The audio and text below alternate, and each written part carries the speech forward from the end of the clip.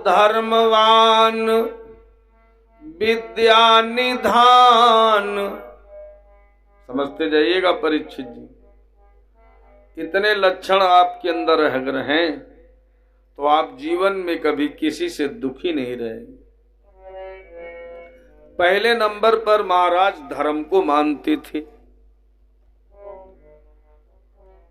वो धर्मवान विद्या निधान, प्रजा को पुत्र समझते थे।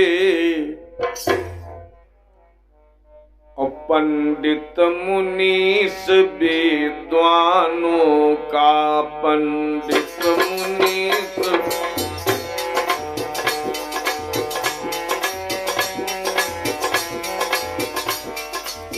कोई पंडित कोई विद्वान अगर उनके दरवाजे आ जाता था, उसका महाराज बहुत सम्मान करते थे। पंडित मुनीस विद्वानों का और सुजनों का आदर करते थे।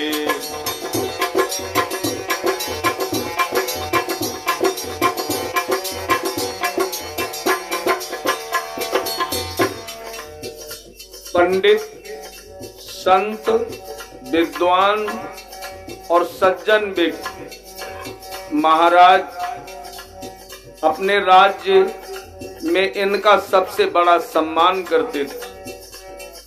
ऐसे साधु राजा, ऐसे सुंदर राजा की पत्नी कैसी है?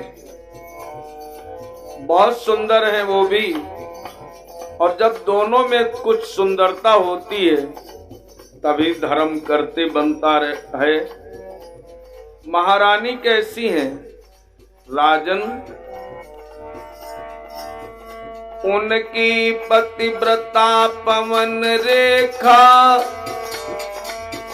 सुंदर सुशील पटरानी है।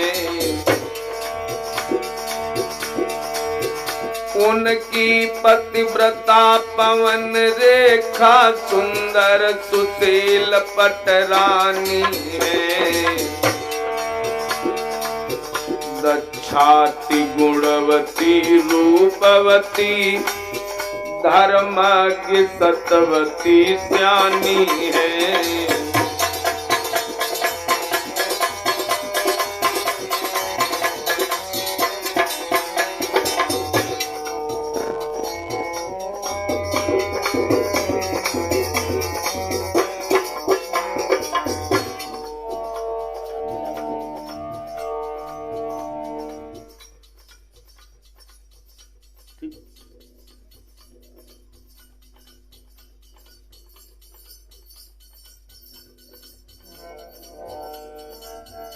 उनकी पतिव्रता महारानी पवन रेखा जो है बहुत सुंदर महारानी है। और क्या है उनका नियम? सूरज उगने के पहले उठ जाना और सबसे पहले अपने पति के दर्शन करना।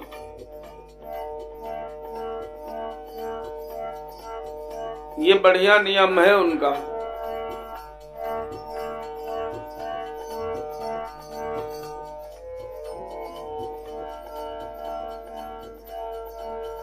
पति की सेवा में 8 पहर, अपने को हाजिर रखती हैं। पति की सेवा में 8 पहर, अपने को हाजिर रखती हैं। दिनचर्या से पहले उठकर पति का शुभ दर्शन करती है।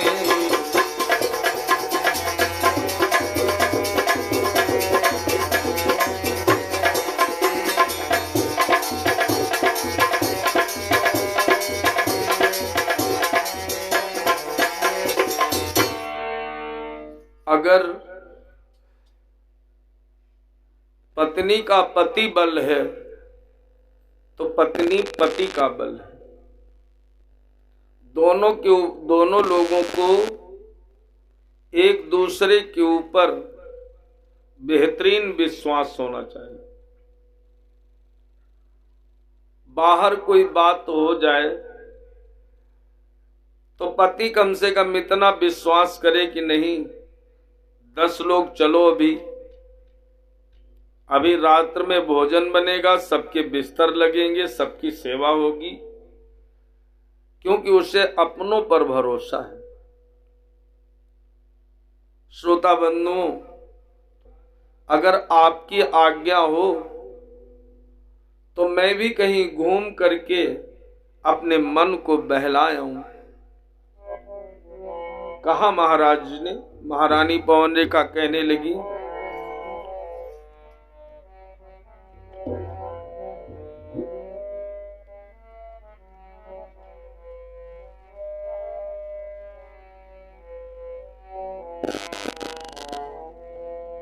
और मेरो अंगना में मनु नाई लगी रोए, कहूँ घूमी आई है।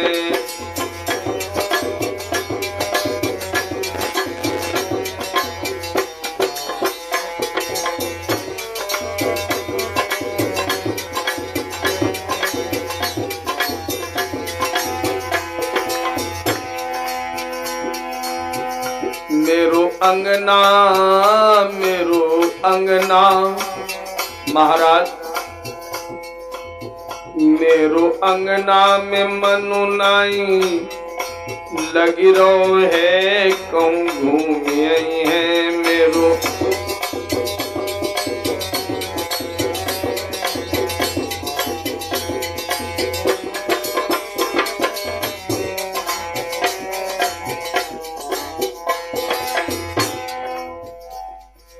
महाराज,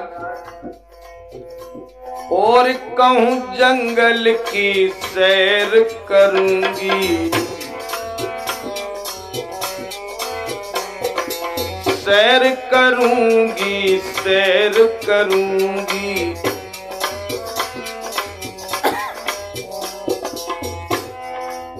मेरा मन महाराज जंगल की सैर करने को कह रहा है।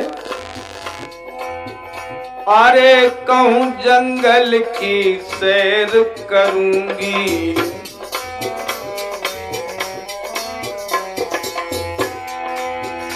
अरे सैर करूंगी, सैर करूंगी।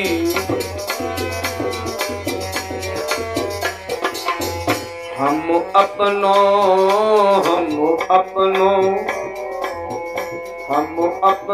दिया बहलाए आई हैं, कहूँ घूम आई हैं।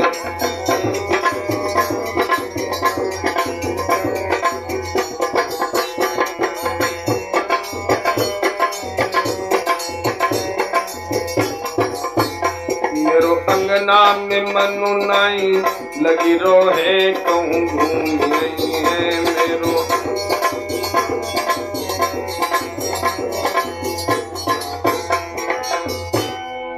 महाराज उग्रसेन ने इजाजत दे दी।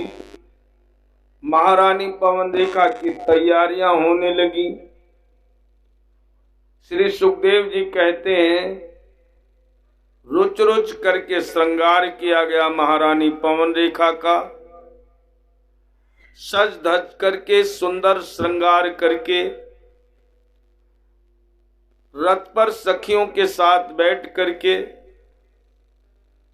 महारानी पवन रेखा आज वन विहार करने चली।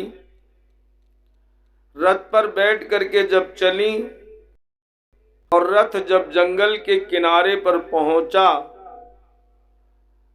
तो रथवान यानी सारथी से कहा कि रथ को यहीं पर रोक दीजिए, अब हम लोग जंगल की यात्रा पैदल करेंगे। सखियों के साथ महारानी जंगल को पैदल जा रही हैं। जंगल का दृश्य तो अच्छा होता ही है, कहीं पेड़ अच्छे हैं, कहीं पौधे अच्छे हैं, कहीं पशु अच्छे हैं, कहीं पक्षी अच्छे हैं, तरह तरह के पशु पक्षी, तरह तरह के पशु पक्षियों की आवाज। श्रोता बंधुओं,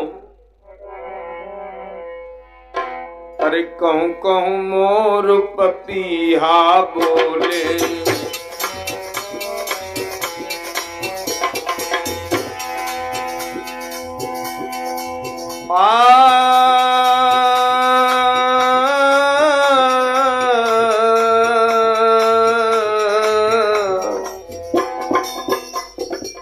जितना कम किया था उतना बढ़ाओ, ऊपर वाली दोनों बढ़ा दो। श्री राम जय जय राम। अरे कौं कौं मोर पपीहारे बोले, सुन के रानी को जियरा डोले।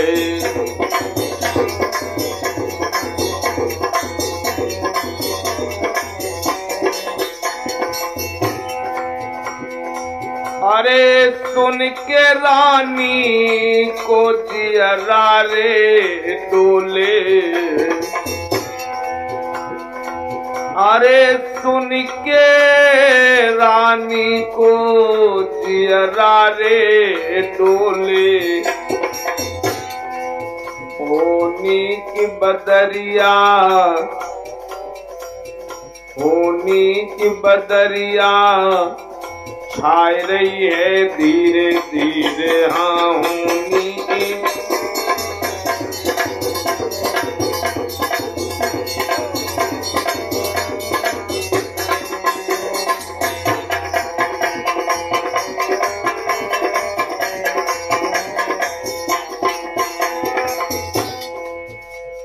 जंगल है और स्त्री के लिए ये कहा गया है ज्यादा श्रृंगार करके लता, अरण्य और उपवन में जाना नहीं चाहिए। श्रोता बंधुओं, महारानी जब जंगल में भ्रमण कर रही थी तो वहां एक दुर्मिलिक नाम का राक्षस रहता था। राक्षस की जब नजर पड़ी महारानी पवन रेखा के ऊपर तो सुंदरता देख करके आसक्ति बढ़ गई उसकी, और उस राक्षस ने, वो राक्षस है ना, राक्षस का कोई धर्म होता है और ना राक्षस का कोई नियम होता है। श्रोता बंधुओं, राक्षस ने देखा तो हवा का बवंडर बन के आया और महारानी पवन रेखा को उड़ा ले गया। लिखा है भैया, अरे होनार सोई के रही है, अरे जो विधना ने रची बनाए। होनी बहुत बलवान होती है भैया। अरे होनार सोई के रही है, जो विधना ने रची बनाए। अरे होनी काऊ के टाले न टली है, होनी काऊ के टाले न टली है। भैया होनहार बलवान,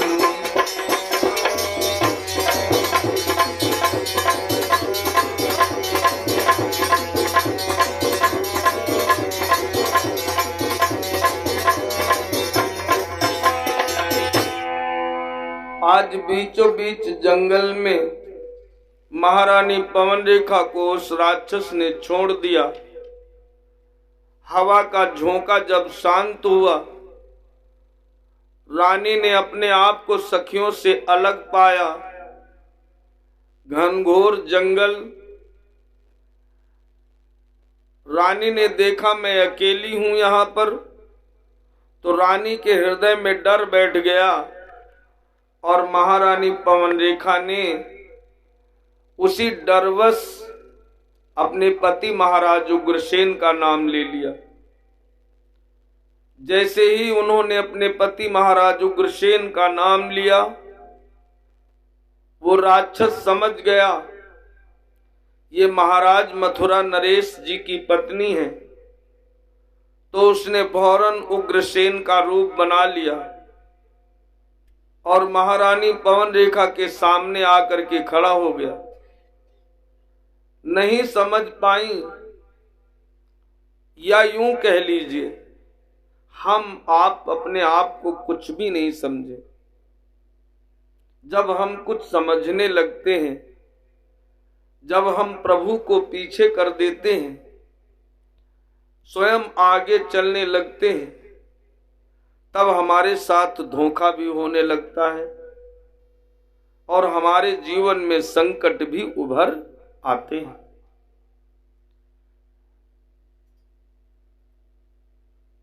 हम परमात्मा के ऋणों से अदा नहीं हो सकते। हमारा जन्म होने के पहले उन्होंने हमारे लिए बहुत व्यवस्थाएं की, वो व्यवस्था माता पिता भी नहीं कर सकते।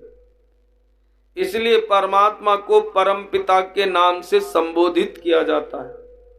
वो माता पिता के भी परम पिता हैं।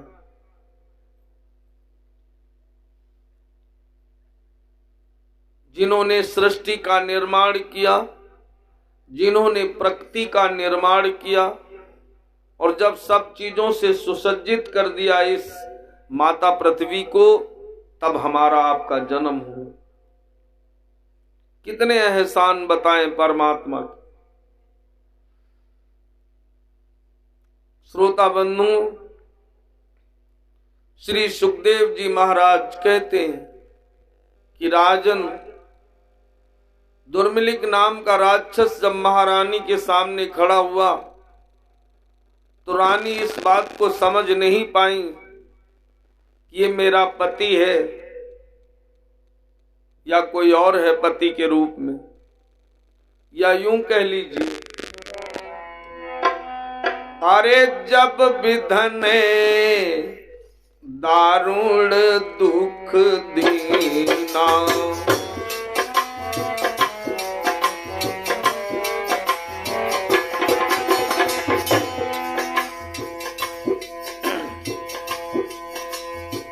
जब विधने दारुण दुख दीना,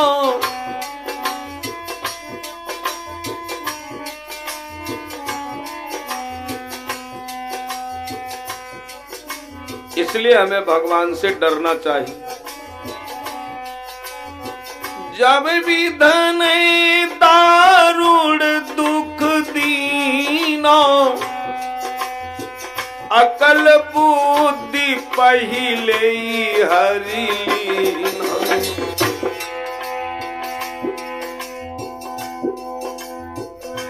रानी की अकल मति मारी गई। रानी महारानी पवन रेखा उस राक्षस के हृदय पर अपना सर रख देती है। वो राक्षस कहता है, महारानी मैं तुम्हारे सामने खड़ा हूं, तुम्हें डरने की जरूरत नहीं है। बोला वो प्रिय रुदन मत कर, हाजिर है तेरा रखवाला। मेरे सामने भला देखूं, मेरे सामने भला देखूं, है कौन बड़ी हिम्मत वाला।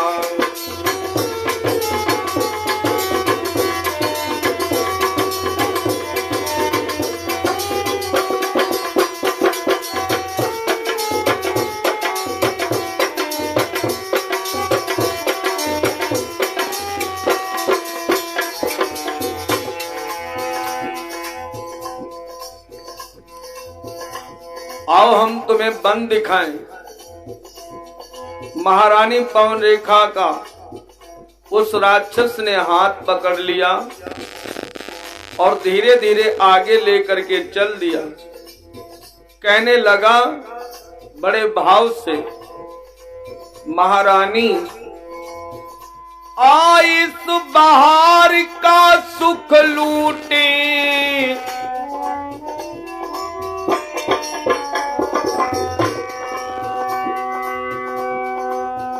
आइस बहार का सुख लूटे, जीवन भी बन को दिखलाए, जीवन भी बन को दिखलाए। महारानी डरने की कोई जरूरत नहीं, जो खिले हुए बन के गुल हैं, जो खिले हुए बन के गुल हैं, उनको जीवन से मुरझाए।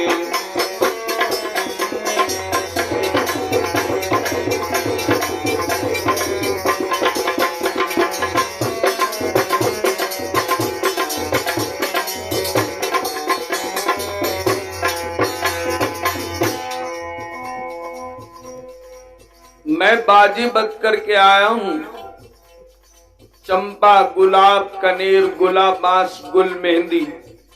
जानती हो ये फूल अपने आप को बहुत सुंदर गिनते हैं महारानी। मेरे सामने ये फूल आकर के कहते हैं, क्यों महाराज, क्या तुम्हारी महारानी हमसे भी ज्यादा सुंदर है? तो जानती हो मैंने इन फूलों को क्या उत्तर दिया? अरे महारानी, मैंने इन इठलाते हुए बल खाते हुए फूलों से कहा, अरे फूलों,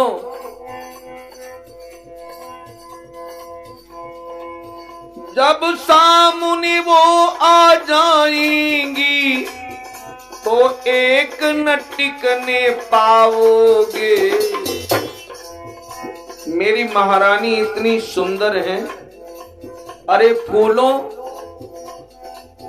जब सामने वो आ जाएंगी तो एक न टिकने पाओगे। मैं वादे से ये कहता हूँ, मैं वादे से ये कहता हूँ, अरे सब शीश झुका कर जाओगे।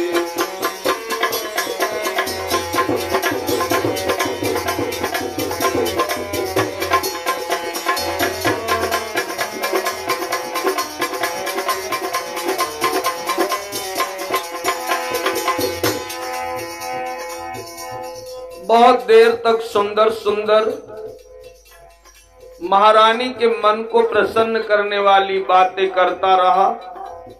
उसके बाद वो अपने असली मकसद में कामयाब हो गया। उसने रानी के सतीत्व को नष्ट कर दिया। और श्रोता बंधुओं, जब रानी के सामने असली भेष में आया, तब रानी दांती पीस करके कहने लगी, अरे दुष्ट, तूने मेरे साथ में धोखा किया है। धोखा देकर के तूने मुझे परेशान किया है। जानता है राक्षस, अगर मेरे पति की शक्ति मेरे पास होती ना, तो मैं तुझे क्षण भर में जला करके राख का ढेर कर देती। लेकिन अफसोस मुझे इस बात का है कि तूने मेरे पाक और साफ दामन पर धब्बा लगा दिया है। राक्षस मुस्कुराया और कहने लगा, जाओ, जाइए महारानी, कुछ समय के बाद तुम्हारे द्वारा एक वीर बालक जन्म लेगा। जानती हो कैसा होगा वो? महारानी सुन लो, जो तुम्हारे यहाँ बालक जन्मेगा वो कैसा होगा?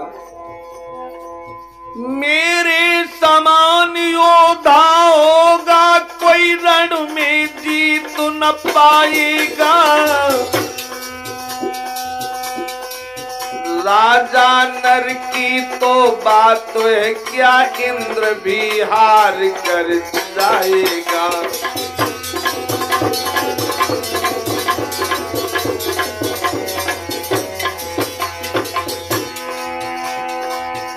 अरे राजा नर की तो बात है क्या, इंद्र भी हार कर जाएगा।